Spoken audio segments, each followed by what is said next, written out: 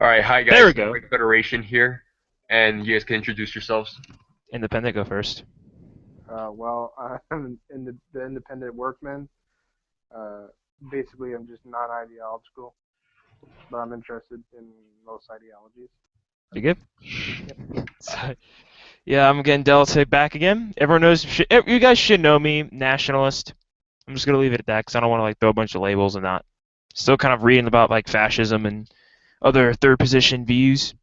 So Uh, yes. So like today I was the other day me and Manuel were talking about what's third worldism, like pretty much what Jason Unruh is, Mao's third worldism, and and to be honest, back in the day I used to defend the first world Marxists because I used to think that Jason Unruh was just an asshole and stuff like that after what he said about the people on 9/11.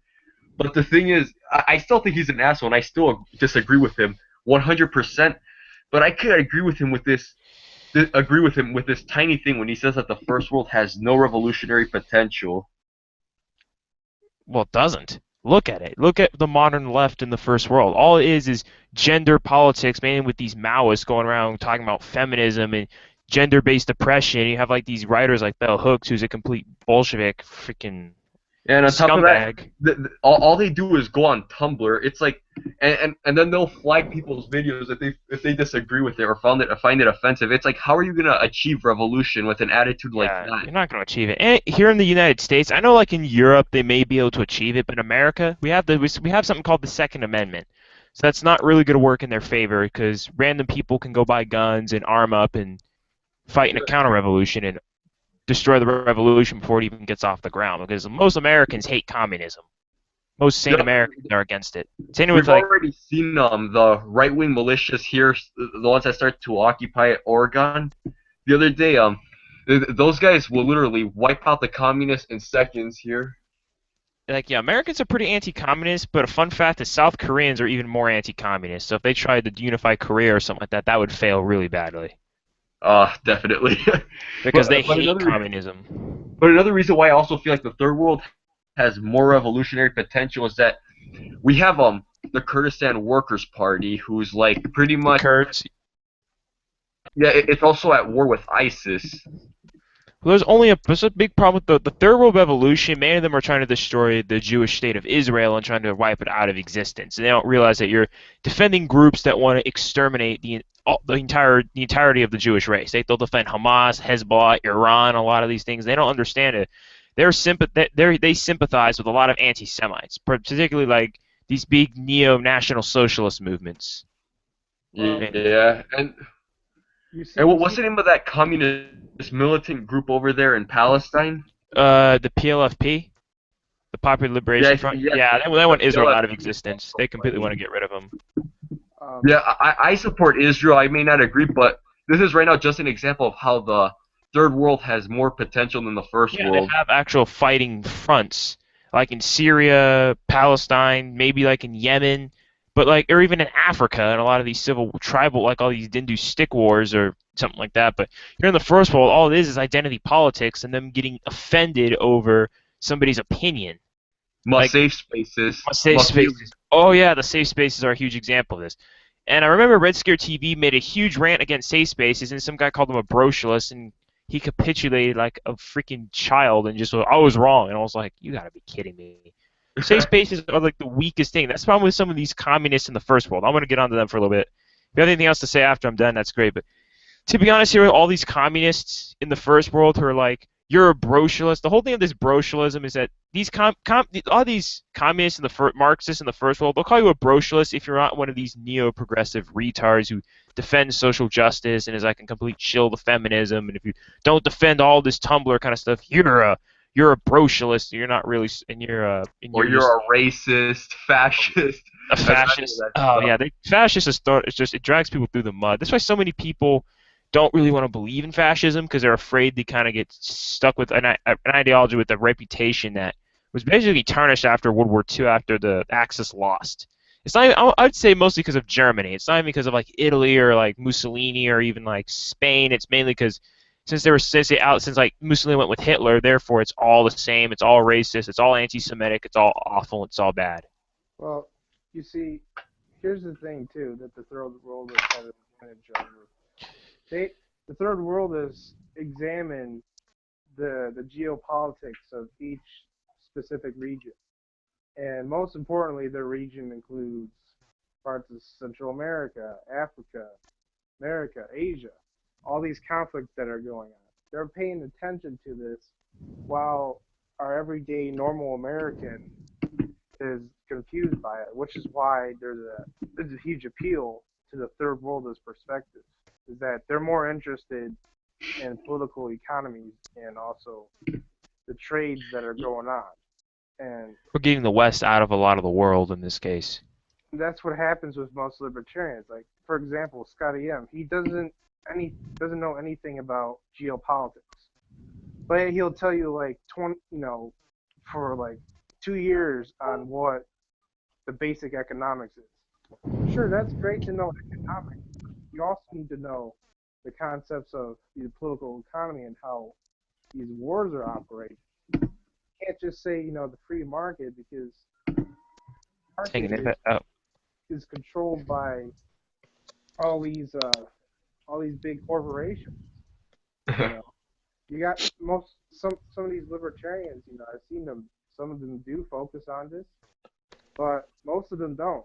And if they ever want to, get more people onto their side, they're gonna have to understand, the ideas of geopolitics. Because but back to you know how you said something about how the third worlders are actually interested in economy and stuff like that.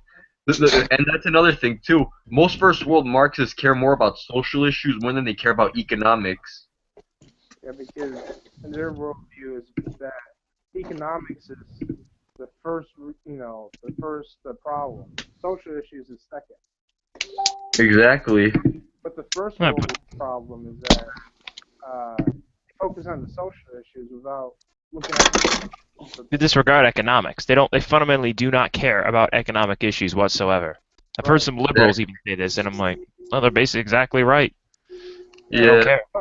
And some of the popular libertarians only care about social issues. Oh yeah, like I like smoking weed and all that. It's like, Yeah, like pot, and they're like degenerate, and I'm like, you shouldn't no. even no matter what type of religion you are in, then you shouldn't be worrying about that right now. What matters is the economy.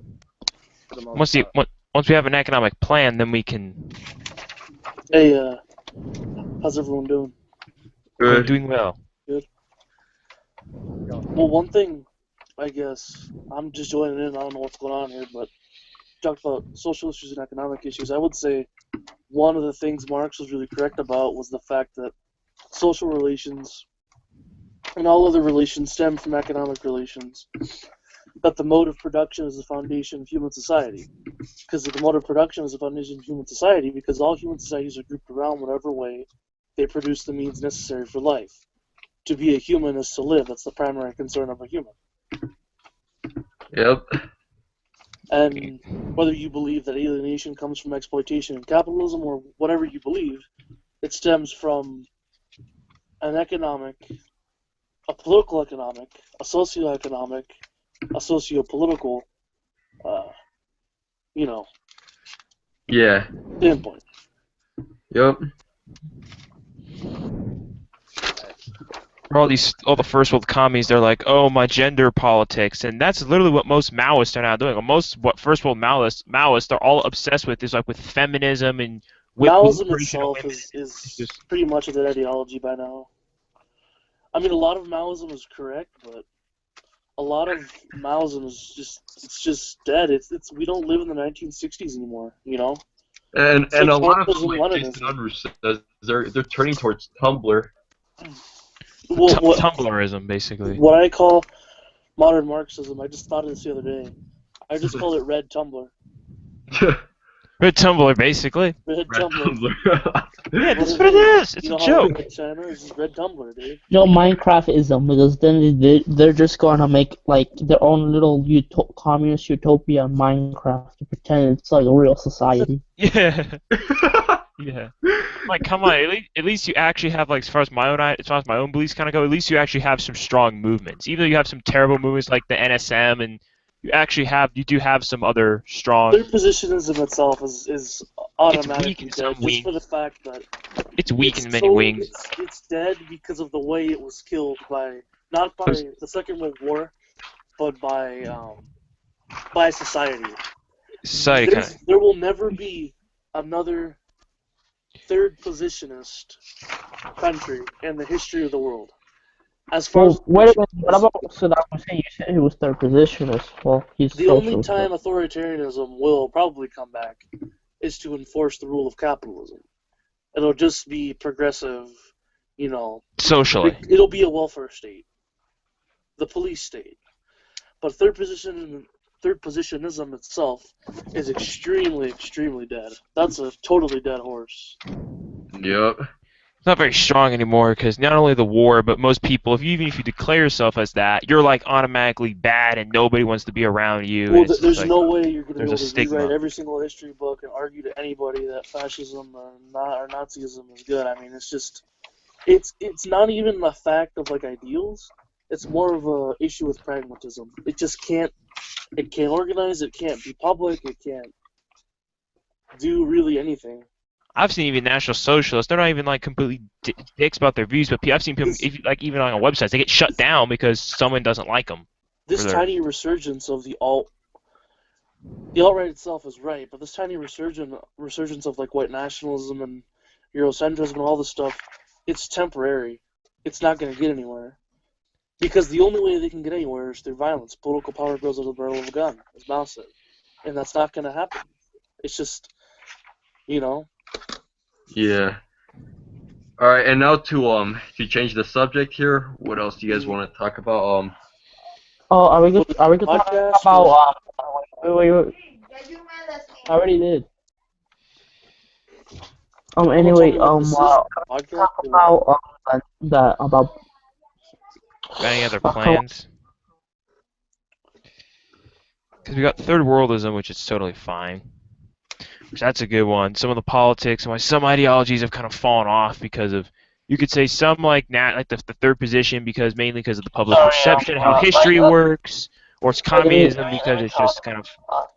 I was about to say that. What is your thoughts on Brandon's new video, like his live broadcast he just made? I don't want to get caught up in that freaking shit though. I'm not really a drama person. I'm really trying to move away from drama. So I'm like, but it's just a circle jerk of idiots. That's all I'm gonna say.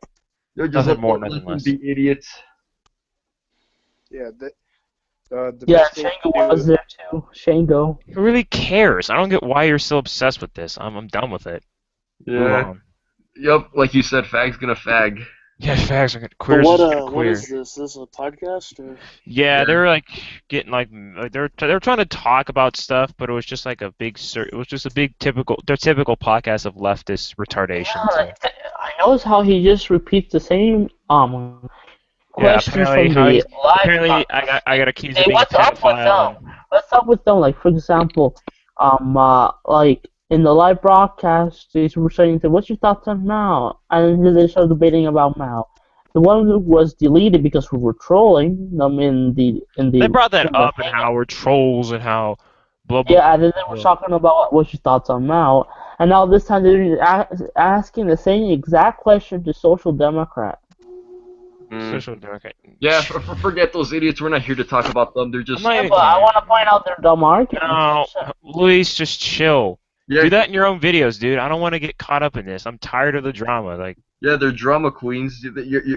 What's hugging? You're making their lives more exciting than usual. You're giving them ammo to freaking do shit. So the main thing is just shut them up once and for all. Let them go away. Their lying mouths need to be stuffed once and for all, and like never hear them again.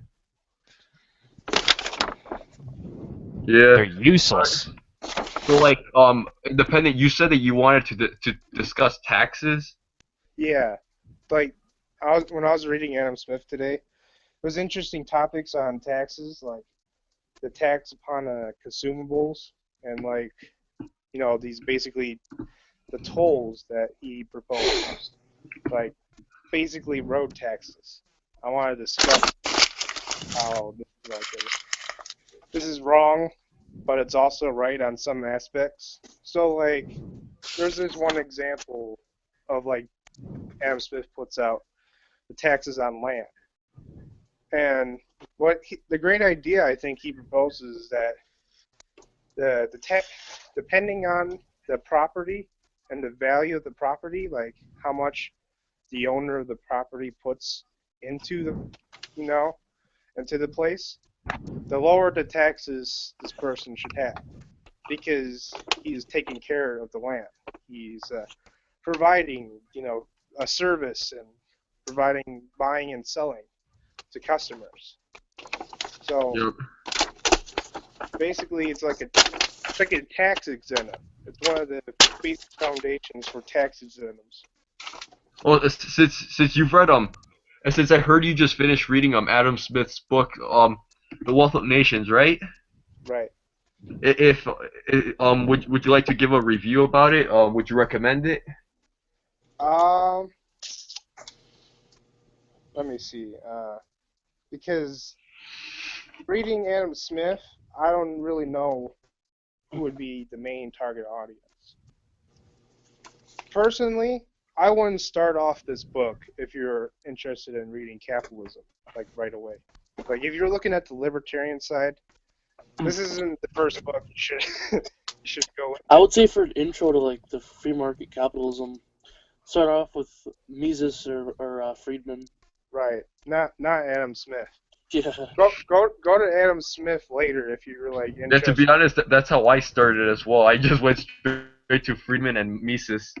Yeah. Don't do like, it's like trying to start with like communism and trying to pick up like Das Kapital. It's not gonna really work out for you too well. Yeah, so what I would recommend, if for the libertarian or sometimes the Marxists too, if they're interested in reading about the proposals that libertarians use, like more in depth, Adam Smith would be great. For people. So talking about debts and talking about taxes, that would be good for libertarians and Marxists. I would say like a good intro would be not to go fully to the extremism of libertarianism, like don't start off with Rothbard or Rand, but also maybe reading the philosophy, the political philosophy first, like Mises and Friedman, rather than the hard economic formulas, Yeah. Right. Like there's a difference between the theory of exploitation and like how to compute exploitation. It's easier to just read about what the Marxist perception of exploitation is, but it's not good for a beginner to just pick up a book on economic formula and try and figure them out. Yeah. So, yeah, Doesn't really work. That's what I'd recommend is to the people who are experienced with all these economic theories and have a basic understanding of it. Go right at it for the Wealth of Nations. And right now, we also had to look at Independent, how awesome it is, dude. You've read the Communist Manifesto, The Wealth of Nations, and I've heard you have also read Mein Kampf. Like, how was Mein Kampf? Well, personally, I thought Mein Kampf was well written. Mein Kampf, in some ways, is well written. But you just don't agree with it, like, right? Yeah, like on the pan-German movement or the Jewish question, I oppose like his ideas, but he does provide great information on propaganda. He has a whole chapter dedicated to propaganda, and he tells you exactly what he's going to do. Exactly, like, straight tooth and nail. Just completely tells you what he's going to do, and he perfectly tells you he's going to deceive common masses. Purposely says that. Oh. I mean, Manuel could disagree, but it does lie out What? in National Socialism pretty well. It's basically all about race first, and then the government. And he does use the people to his advantage because he keeps reciting the Treaty of Versailles because during that time, Germans experienced the loss of World War I. Yeah. So, basically for propaganda, yeah, Hitler was spot on. He knew exactly what he was doing. On stuff related to the Jewish question, or like politics or stuff, like, Yeah. he makes half truths, and Yeah. half truths are usually lies. So, Ah. but it's an important read if you want to know why he thinks that, what led him to do that. Yeah. All right. What else you guys want to discuss? I kind of heard some things about Marxism. I'm going to say this about like the whole Marxist thing. They're basically I call them like snake oil merchants. Is basically what they are. They basically just use things as just tools to get to their end. They're so determined to get to their end, they think the ends justify any means they need to use. Even if it's like absolutely just brutal, they will just use it anyway. It's because they're so determined to get to the end goal. It doesn't matter what they do. It really doesn't matter. Oh yes, and you talking about Marxists and stuff. What are your thoughts on Marxists going shit, man, shit? Cops Oh, just like racist, oh, man." like all they're getting like in that they're kind of shilling for like the Black Lives Matter. It's like frick. It's just again, it's another game of identity politics. It's not going to benefit the Marxist movement by any means, but it's just so they can try to get some kind of they're trying to get sympathy from people. Revcom, or it wasn't Revcom. It was Was it Revcom? It was Bob Avakian's group. They tried to actually revolutionize the Black Lives Matter movement. Like they were so hyped. Like, oh, we finally found a proletariat that's angry, you know. And they actually like went down there and started passing out like books and stuff and teaching about Marxism and stuff. And all the Black Lives Matter people were like, "Man, get the fuck out of here with that shit, man. You know, Revolutionary Party, get the fuck out of here, man." Like they kicked them out. Wow. They got kicked out of Black Lives Matter. The communists did. Yeah, now the Black Lives Matter has become like a black KKK. Like I remember when like Black Identity Politics was actually openly Maoist. The Black Panthers were a Maoist group. Now the Maoists try and go and organize Black Lives Matter, and they totally ignore them. Yep. I also somewhat talked about that in my video, the contradictions of black nationalism and communism. I somewhat talked about that, and like I was gonna say this. Normally, I will argue with these communists, and I don't get what's wrong with them. They would hear the story of how the cop was beaten up, how they were about to steal his gun, but yet they still give sympathy to that person. I don't get it. I don't It's get just it. like This literally has to be a politics. proof that leftism is a mental disorder. They're just desperate to find something to go. Look, there's a revolution because there's like the potential's dead. There's nothing left here.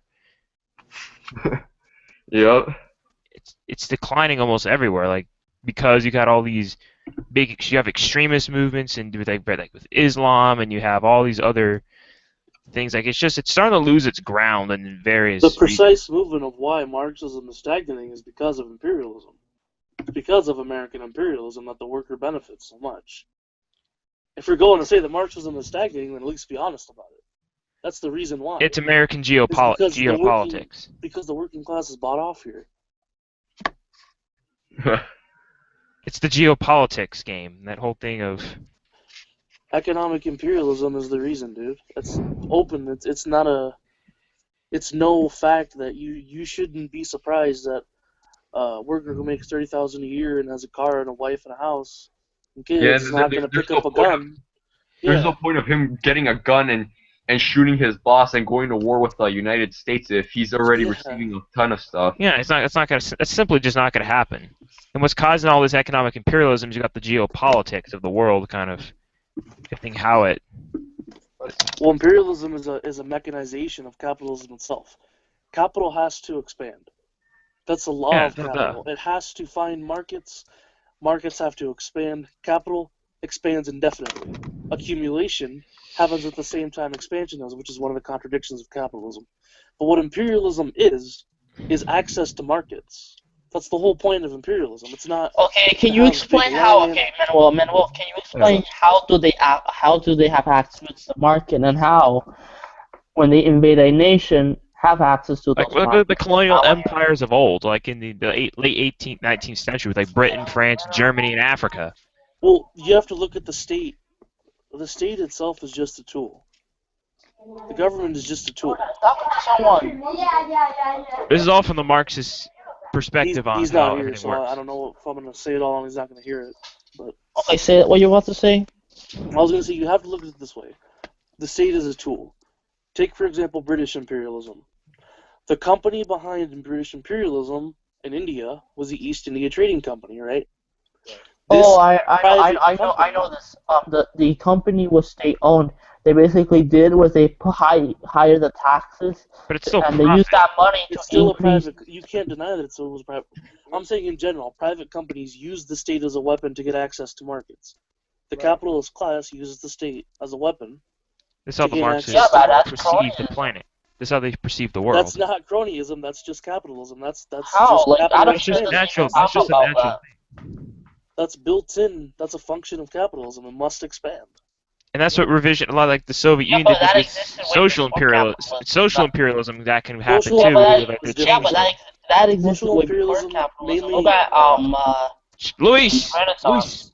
Luis, we're trying. Social We're trying to imperialism results usually as a form of just a basic need of commodities. For example, in the Cold War, the U.S. was waging economic war against the Soviet Union by, producing all this cheap oil.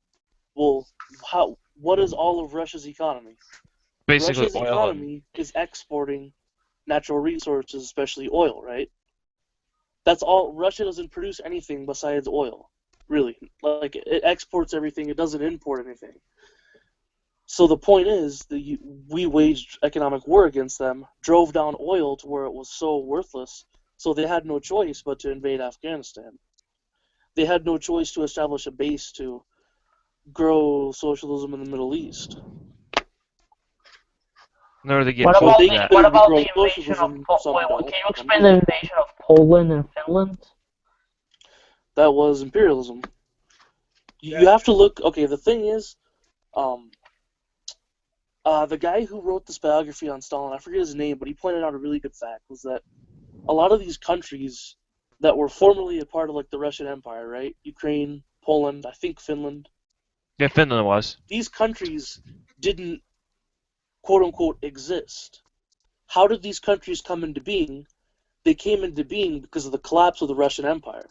And the piece of paper known as the Treaty of Versailles. Yeah, they only came into being because of what they were did not exist anymore. Because of the fact that what they were didn't exist anymore. They were regions of the Russian Empire. They weren't countries. So what Soviet Russia viewed those as were they actually had a literal word in Russian for it. The near away, the borderlands, and they thought that these countries, which didn't really have any strong reasons like as of a right to exist, and would be used by the capitalist world to encircle them, and take them over. Yeah. Which Nazi Germany did in I World War would say II. that imperialism by Russia early on wasn't necessarily economic; it was geopolitical. It was geopolitics. And It's even not just. Putin himself holds the same line that the Soviets did a long time ago. He actually said Ukraine doesn't even exist. Yeah. He said it was. They didn't even view it as like a valid country or anything. They viewed it as like a region like the Midwest or Appalachia. It's just a region of the Russian Empire. Yeah. Yeah, and also what I'd like to point out too is that one of the reasons why Germany invaded Poland was because they needed oil for their, huge empire to expand. They could have just, asked to trade, but they refused to because the nationalists view this autocracy that they need, their own willpower. So therefore, they're going to use other countries as a result of it. And it involves an imperialist conquest. With the help of some corporations, this is made possible. Because you look at artillery corporation like the Krupp, the Krupp family that was infamous for making all these artillery guns.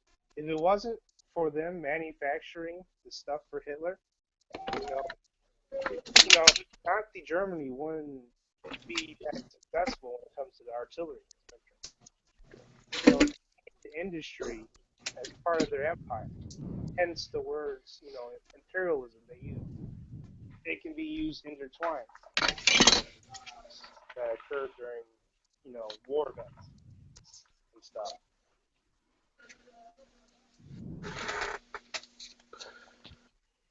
Yeah, I mean, like to argue that somehow imperialism is like different from the profit motive and different from capitalism is totally stupid, because what imperialism is just that it's how the need for capital to expand manifests itself. Yeah, but the difference is that like capitalism is based on the voluntarily exchange from one another. Hey, Luis, Like that's You can think that philosophically, I can. but in the real world, Yeah, that's free. That's like the free market theoretical sense, but practically it has to expand sooner or later. Otherwise, it yeah, just falls but out like okay, itself. can you explain? Okay, who that requires invading a nation, which is government is not like companies do not own their own military, and then basically the government just sold the resources to other companies. How's that anything to do with capitalism? look, I think the way that libertarians view society, as far as the pyramid of hierarchy goes, is the reason why they don't understand it.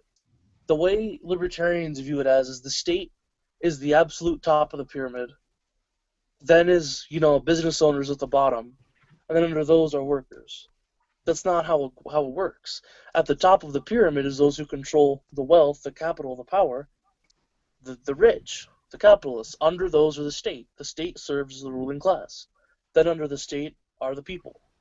Yeah, but at the same time, like let's say Donald Trump before he ran for president, he didn't make any laws. He didn't put He elected politicians. He controlled the government. Yeah. Now he no. will literally if he wins the election, but before he did it behind the curtain. It's called donations, bribes, and local campaign.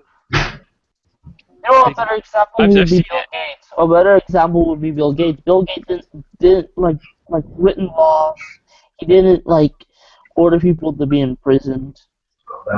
Bill Gates has enough money to buy whatever politician he wants. The bankers at Goldman Sachs fund. Yeah, that's called a sponsor. They grease the palms. They grease the palms of the politicians to do what they want them to do, like with SOPA and all these other censorship laws. The state, the government is imagine the government as a gun. The government is a gun. Anybody can pick it up and use it. It depends on how it's used. If you use a gun to defend somebody, that's a good way. If you use a gun to rob somebody, it's obviously wrong. The state is not inherently bad. It's not inherently good. It depends on the situation. Yeah, but you at the same time, for example, that existed way before capitalism. For example, the term monopoly refers during the Elizabethan era, where little small companies that were controlled by Queen Elizabeth during feudalism, during the Renaissance. That existed way before capitalism. Capitalism is a very young idea, but a lot of the concepts it takes from are very old, like property or. Yeah, the thing is, I don't doubt that feudalism and capitalism, as we see it, and historical, are different. They're different systems of social organization. Even production is different from modern socialized production to guild production in the feudal age, but it's still. Every mode of production stands on the shoulders of what it was before.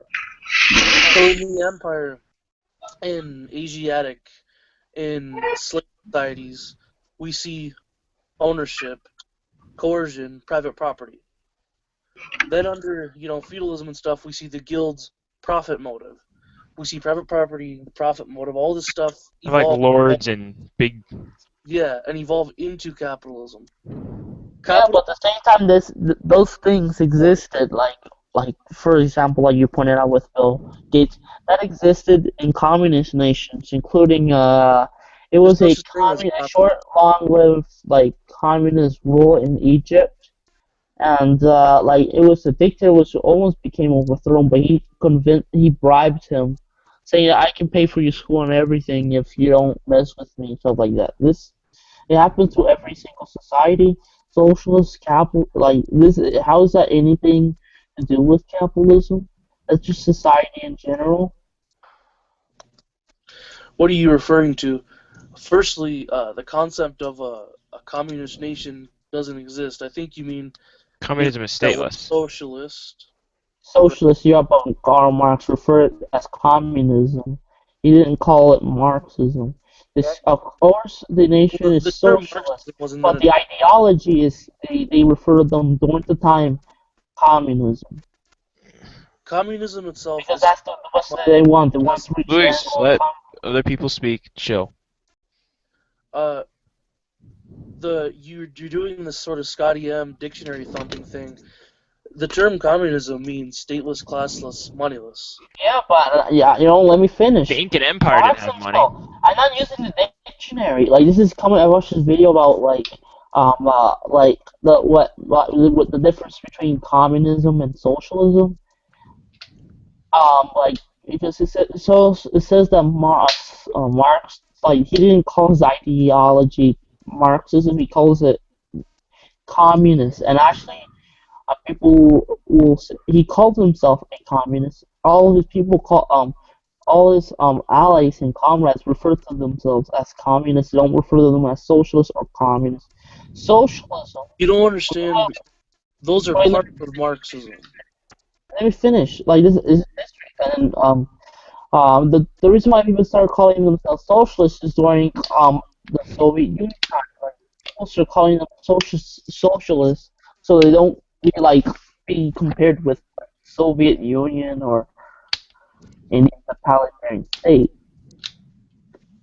And people start calling themselves Marxism because they want this to they don't want to be associated with the Soviet Union, but they are like Marxist because you know how. The term socialism existed before Marx was even born. Utopian socialism. Yeah, You're yeah, actually sort of conspiracy behind words. There's not.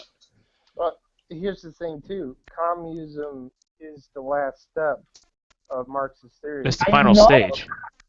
I'm just like, saying the ideology, not the system, no, the society. No. Here, for example, there are different steps to achieve in order to make it to communism. You got scientific socialism. Marxist theories uses scientific socialism to achieve communism. For example, feudalism was used back in the Middle Ages to increase, the next step higher up, which is capitalism. They different steps to achieve a certain goal. He's referring to what Marx called historical materialism.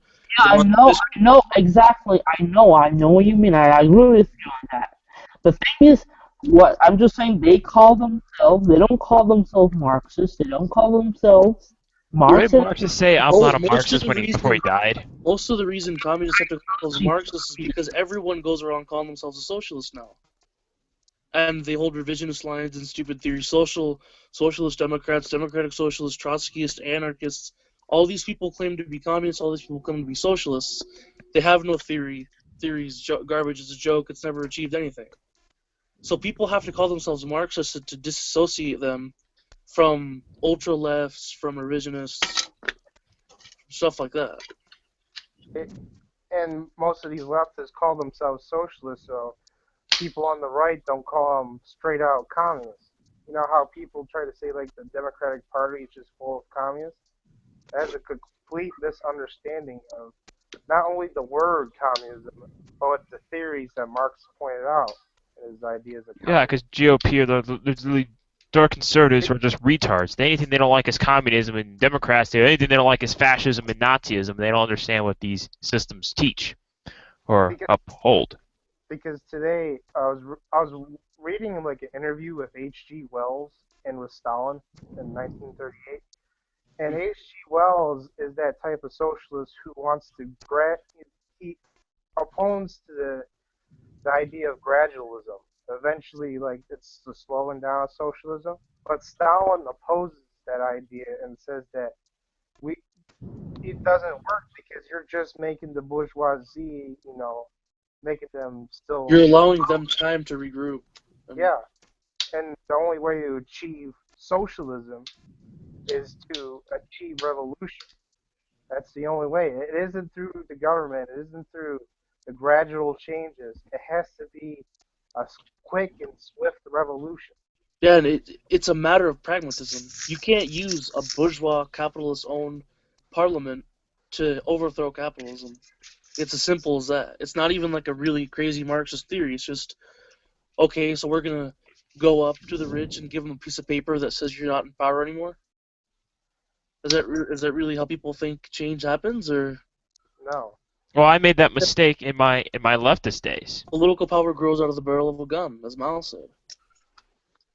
And trust me, all these democratic socialists, I made that exact mistake. I thought I was like mud democracy and like under the I've kind of grown out of that ever since. I'm like, that's not really going to do any good. Because no matter what they say, whatever these these bourgeoisie socialists try to say, no matter what they say, they still believe in the core principles of capitalism. Private property, free enterprise. The idea of trading. So yeah, what they want is just concessions. They want capitalism with a human face, is what it's called. Right. Capitalism with welfare, basically. Yeah. Like people like Bernie Sanders. I've seen the right go, this guy's a communist, and it's like, no, he isn't. He's just kind of a concessionist. I've seen the major communists will rip on him. When he mentions revolution, he just means concessionism. That's actually a good word. I'm going to use that, Delta. Thank you. Concessions. Concession. Yeah, I've had to tell that people in my political ideologies class last semester that there's a lot of these people, because they're all these concessions, these social democrats compromise, no actual revolutionary ideas. And I made that error. I believed that democratic socialist shit. You guys are talking about democratic socialism? Yeah. Like, the way they think of it is like, the problem isn't the system. If we just, get a $15 an hour minimum wage, and if we just get gay marriage and this and that, everything will be fine. All we have to do is fix the problems that the system creates. The problem is the system creating the problems, not the problems, They're attacking the symptom, not the disease. It's the Hegelian dialectic, and they... Oh yeah, they have Hegel and all that. Because the government creates the problem, then the government tries to fix the problem. And i.e. progressivism. Yeah, i.e. progressivism, i.e. I think Jason Unruh brought that up in one of his video about gay marriage, Black Lives Matter, and Yeah, all he said was the concessions. People like Brandon, like the socials, they were all happy that now them as queers can marry and all that. But what these people don't understand, like all these progressives, they're calling for a system where it looks like that certain groups they support are getting liberated, but in reality, groups like whites and Christians are they're actually losing freedoms because they're oppressors, so therefore they don't get anything. Basically, people like queers lose rights as gays gain them. Saying something is, I watched this YouTuber who made a good point, and he's also sort of changed my mind a little bit. He is known as the Naked Ape. He is a gay conservative. Like, he's a conservative, but he is homosexual. He pointed out that... That sounds kind of fishy. A gay conservative. It is a.k.a. a libertarian. A.k.a. cuckservative. Basically a cuckservative. Conservative libertarian. Cuckservative libertarian. Faggot. Delta, cuckservative means an Israel show. Cuckservative means this fuck. Let me finish. I got fucking muted. What the heck? I'm trying to speak. Let me finish. He pointed out that what's the point of marriage? Marriage is just you just share money. It's not really exciting. It's nothing special. There's so many, and it's just something that was invented by religion. Invented by religion? Okay, can I debunk your claim? I'll let you finish though. I'll let you finish first. I thought you were a Christian when you believed that God created Yeah, I'm gonna debunk your point on that because you're saying that marriage is created by religion. Marriage has been around since the very beginning of human civilization. Every civilization had some kind of marriage. Saying that it was just invented by some religion somewhere, like that sounds stupid. It's been around for ages. Can I'd you say provide me an example that is going along? look at every civilization. There were always like families of men, women, children. It's existed since the beginning of time. You I can mean, look at the advancement of species as like usually the smartest species are the ones that stay together and mate for life because they know from that yeah, outgrowth they can produce healthy offspring consistently instead of like random. You know what I mean? today, like there's always like the scenes that you always like. There's two. You get married. People wear a special dress. It's more of a religious like Some thing. traditions, yeah, I don't think it was the same as I guarantee back then, like in like Mesopotamia, they had their own traditions for marriage and dating with like the Vikings and other tribal groups. They All practice groups the have it. Christianity. It's religious. Uh, by your interpretation of the word religious, anything is religious. If I read the same book No, 5 it's times, because because of their religion, it pointed it out that people have to get married to able to have sex and become like to produce a family. you're, Each you're religion confusing. has this. Because you don't understand about like sexuality with people. So maybe you have sex with somebody, say you're not even married. Like there's something to that you really don't understand.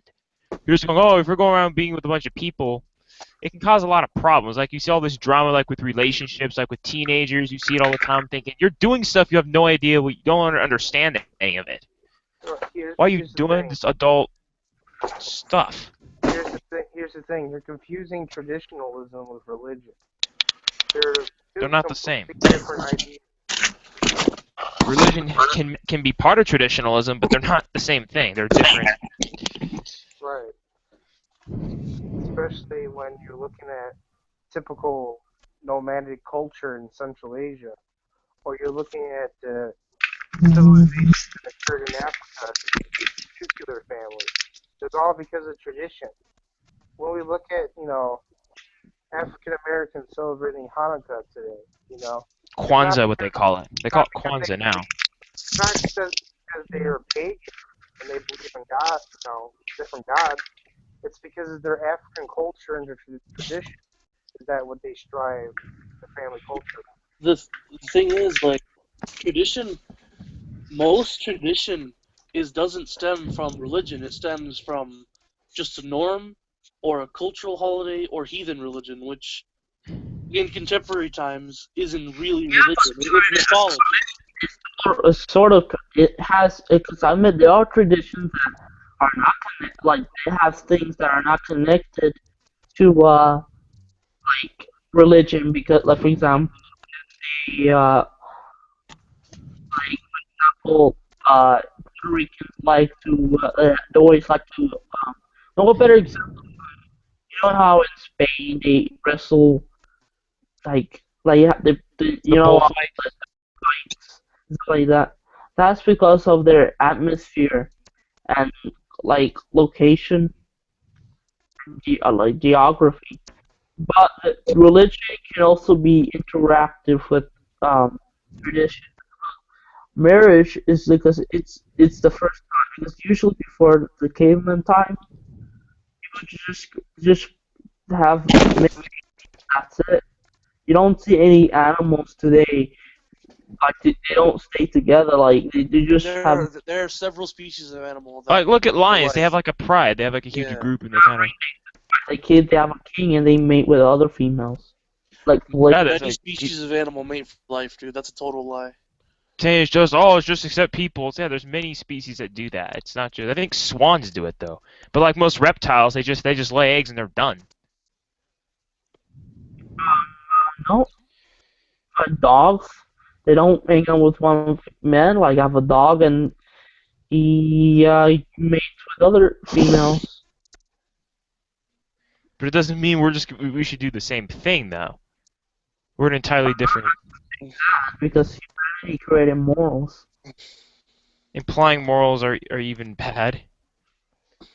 Implying, Just trying to point out like He's trying to point out that religion created marriage. It didn't create. It's a traditional thing. Since it's almost over, I'm probably gonna end this podcast. Traditional. Oh, that's fine. We can do this argument.